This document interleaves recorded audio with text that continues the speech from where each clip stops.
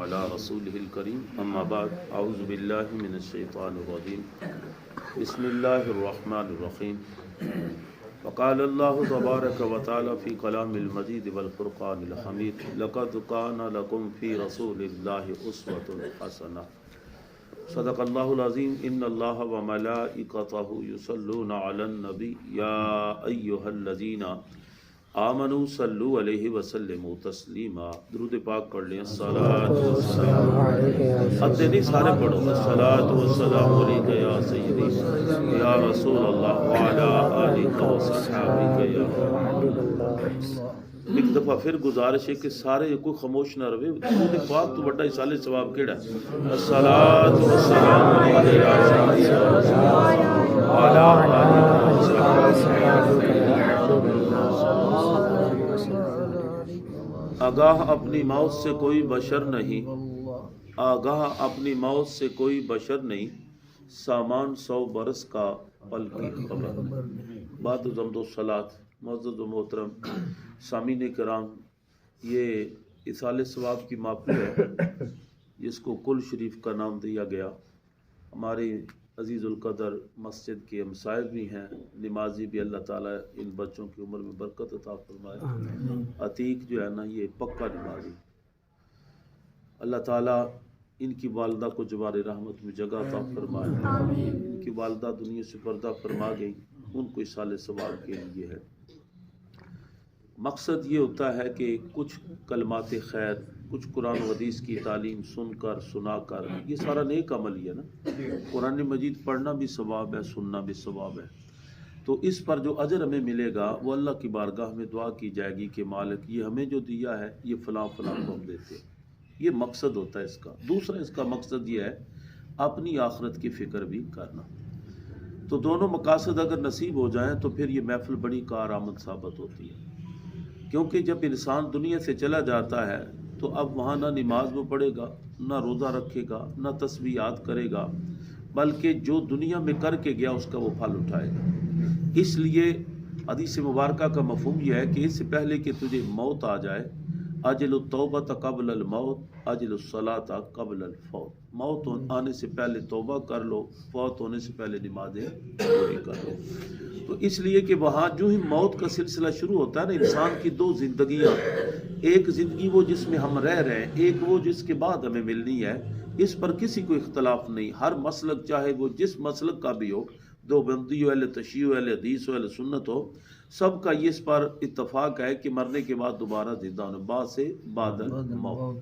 اور یہ جو دنیا کی زندگی ہے یہ دار العمل ہے آخرت کی زندگی دار الجزا ہے یہاں جو کچھ ہم کریں گے اس کا ہم مرنے کے بعد پھل اٹھائیں گے اس لیے یہ زندگی غفلت والی نہیں یہ زندگی تو بڑی پاؤں پھونک پھونک کر رکھنے والی ہے کیونکہ ہم جو کچھ کرتے ہیں ہم تو سمجھتے ہیں کسی کو خبر نہیں اللہ کریم تو علیم بذات الصدور ہے وہ سینوں کے راز جانتا ہے علیم خبیر ہے جاننے والا بھی ہے خبر رکھنے والا بھی ہے صرف خبیر ہی نہیں کہ خبر رکھتا ہے وہ حکم الحاکمین بھی ہے وہ طاقت والا بھی ہے جب چاہے جو چاہے جس طرح چاہے وہ ذات کر لیتی کوئی روکنے والا نہیں ہے تو اللہ کی سب نظر میں ہے اس کے باوجود اللہ کریم نے گواہ بھی رکھے ہیں دو گواہ ایک گواہ تو ہے جو ہمارے کندھوں پہ ہیں نظر نہیں آتے اس سے یہ بھی پتہ چلا ضروری نہیں کوئی چیز نظر آئے تو تبھی ماننا ہوتا ہے یؤمنون بالغیب بھی ہوتا ہے یہ نظر نہیں آتے ہم مانتے ہیں کیونکہ اللہ کے رسول صلی اللہ علیہ وسلم نے ارشاد فرمایا کہ تیرے دونوں کندھوں پہ ایک دائیں پہ ایک بائیں پہ اللہ نے ایک فرشتہ رکھا ہوا ہے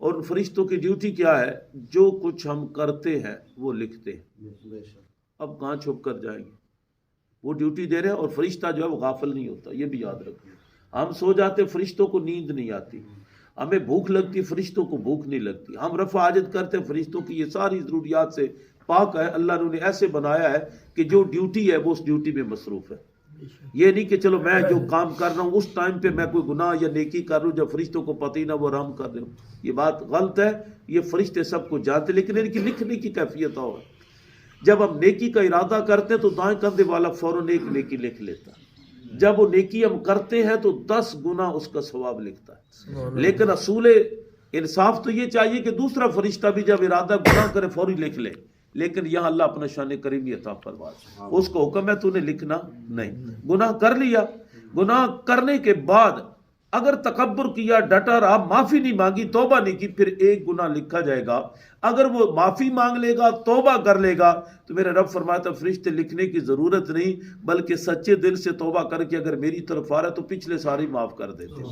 توبوا الی اللہ توبۃ نصوح، اللہ کے سچے دل سے۔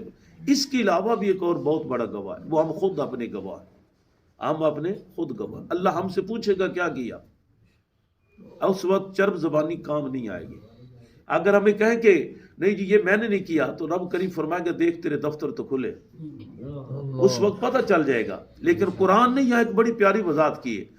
قرآن مجید میں کیا تھا؟ الیوم نختم علی افواہہم وتکلمنا ایدیہم۔ اللہ کریم نے فرمایا زبان بند، معاشر کے دن زبان سے گواہی نہیں لی جائے گی، اس وقت اعضاء بولیں گے، پاؤں بولیں گے، ہاتھ بولیں گے۔ اب اس سے بڑا ہمارا گواہ کون ہے؟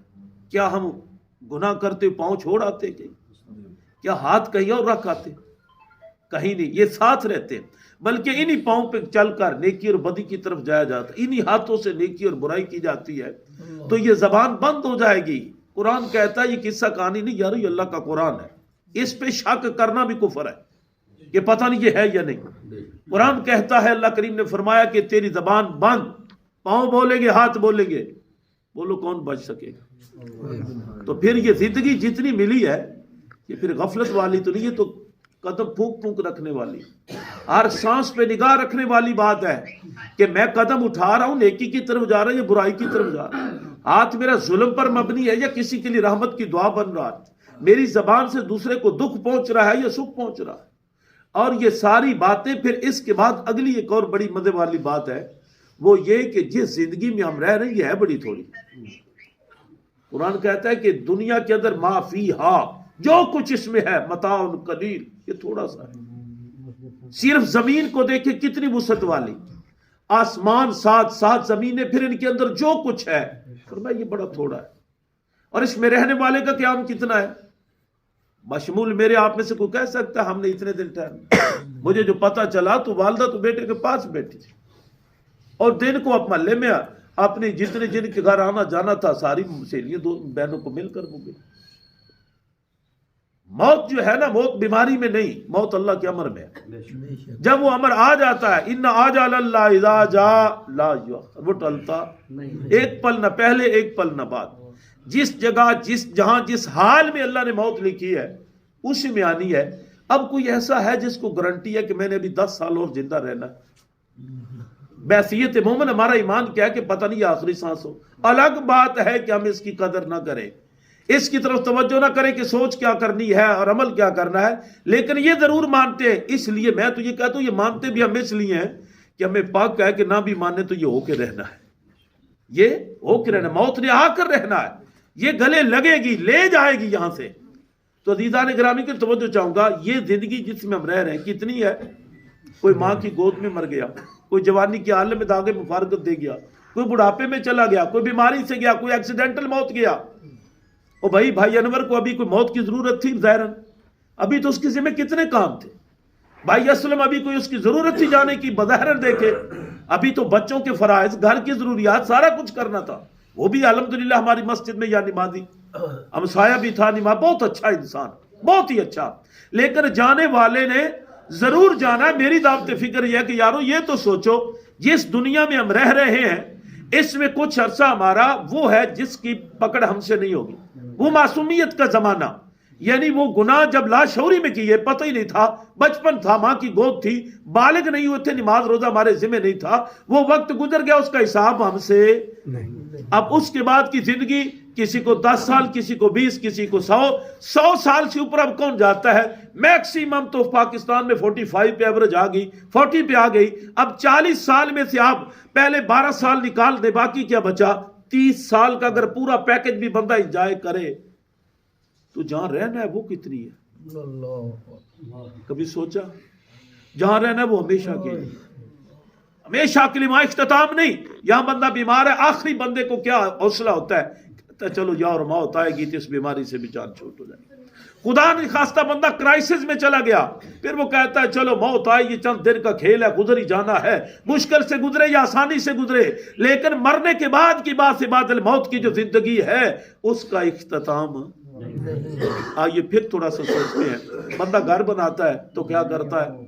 وہ بھرپور کوشش کرتا ہے بنیادوں سے لے کر چھت تک، وسائل اللہ نے جتنے دیے ہیں، وہ اچھا کاریگر، اچھا نقشہ، اچھا میٹیریل۔ بندہ پوچھے بابا جی آپ کی عمر تو سفید داڑھی ہو گئی، آپ اتنا کیوں اس پہ بھاگے بھاگے پھر رہے؟ وہ کہیں گے یار بچوں کے کام آئے گا، ہر روز تو یہ بنایا نہیں جاتا، ایک بار ہی بنانا ہے، میں ایسا بنانا چاہتا ہوں کوئی زلزلہ نہ اسے دراڑے ڈالے، کوئی اس کو پانی متاثر نہ کرے۔ بابا یہ کرنے کے باوجود بھی اس کو کوئی پتہ نہیں کہ میں نے اس کا گیٹ کھول کے پہلی رات بھی اندر رہنا ہے، یا اس کے لیے تو اتنی محنت ہے یار میرے بچوں کے کام آئے گا، کالج اچھا، اکیڈمی اچھی، بچے کا فیوچر اچھا ہوگا، رشتے اچھے، یہ کرنا بھی چاہیے کیونکہ اسی کا نام دنیا ہے۔ لیکن یاد رکھنا جہاں جانا ہے پہلی منزل ہماری موت ہے، پہلی منزل جاتے ہو یہاں سے شفٹنگ کا پہلا سٹاپ کیا ہے؟ اس کو موت کہتے ہیں۔ لیکن موت میرے مصطفیٰ کریم صلی اللہ علیہ وسلم، اللہ کا قرآن کیا کہتا ہے؟ کل نفس ذائقہ، یہاں ذائقہ فرمایا ہے تو ذائقہ ایک جیسا نہیں ہے۔ اگر طبیب و حکیموں کے پاس جائے تو کیا کہتے ہیں؟ بندہ کہنا جی مجھے منہ کڑوا، میٹھی چیز بھی کھاتا، تو کہے گا تجھے ملیریا ہو گیا۔ اندر کے تیرے وجود کی تاثیر تجھے بتا رہی ہے کہ میٹھا بھی کڑوا لگتا ہے، اور کڑوا کھائے تو بات جب ہو جائے تو میٹھا لگتا ہے۔ پتہ یہ چلا کہ اگر بدنی مزاج بھی بگڑ جائے تو پھر اس کی ٹیسٹ بھی بدل جاتا ہے۔ اسی طرح بندے کا عقیدہ اور اعمال بدل جائے تو موت کا ٹیسٹ بھی بدل جاتا ہے۔ آپ نے غور نہیں کیا؟ اگر بندہ اللہ اور اللہ کے رسول کا وفادار ہے، اہل بیت سے محبت کرتا ہے، صحابہ سے پیار ہے، پوری زندگی کوشش میں رہا کہ میرا قدم خل جگہ پہ نہ جائے، کوشش کرنا بندے کی کام ہے، اور منزل پہ پہنچانا رب کی شان ہے۔ جب وہ دنیا سے جائے گا تو حدیث مبارکہ کا مفہوم ہے موت ایک طرح کی نہیں ہوتی۔ بعض کی روح نکلتی ہے تو ایسے نکلتی جس طرح سرکار نے مثال دی کہ روئی کے اندر کانٹے دار جاڑی رکھ کر کھینچا جائے نا تو ہر کانٹا تار تار کے اندر پیوست ہو جاتا ہے۔ یوں کہہ لیں کہ روح جب فرشتہ کھینچتا ہے نا، حدیث پاک ہے، کھینچ کر نکالتا ہے، آنگ آنگ سے نکلتی ہے، جوڑ جوڑ سے نکلتی ہے، آہیں نکلتی ہے، بندہ تڑپتا ہے، کوئی کہتا ہڈیاں ٹوٹ گئی، کسی نے کہا پخانہ نکل گیا، کسی کا قبلے سے منہ بھی پھر گیا، کسی کا منہ کھلے کو کھلا رہا، شکلیں بگڑ گئی، رنگ بگڑ۔ یہاں ایک بات بھی یاد رکھیں، رب جبے کبے نہیں دیکھتا کہ کتنے شملے والا مولوی تھا، رب دل کی کیفیت کو دیکھتا ہے کہ اس میں آمنہ کے لال کا پیار تھا یا نہیں تھا۔ رب کی نظر تو دلوں پر ہے نا۔ ہم تو ظاہریت کے مارے گئے نا، فلاں بڑا شیخ الحدیث، شیخ القرآن، بڑا پیر، عالم فاضل، بڑی طاقت والا، لیکن بابا یہ نہیں اللہ کی بارگاہ میں دل کے معاملے ہوتے ہیں۔ تو اللہ کے محبوب نے فرمایا کہ جب کھینچ کر نکالی جاتی ہے آنکھ گھنگ سے ترتے اٹھتی ہیں، اور موت کا ذائقہ اتنا سخت ہے، عیسیٰ روح اللہ کو ایک مردہ زندہ کرنا پڑا۔ جب وہ مردہ زندہ کیا تو پوچھا کتنے عرصہ ہو گیا تجھے؟ تو اس نے بہت پرانا عرصہ بتلایا، غالباً کوئی 300 سال کا میں پرانا مردہ لیٹا ہوا ہوں۔ اللہ نے آپ کو یہ معجزہ دیا، پوچھا بتا تیری موت کی کیفیت کیا ہے؟ اس نے کہا اللہ کے نبی سن لو، ابھی تک موت کی کڑواہٹ میرے حلق میں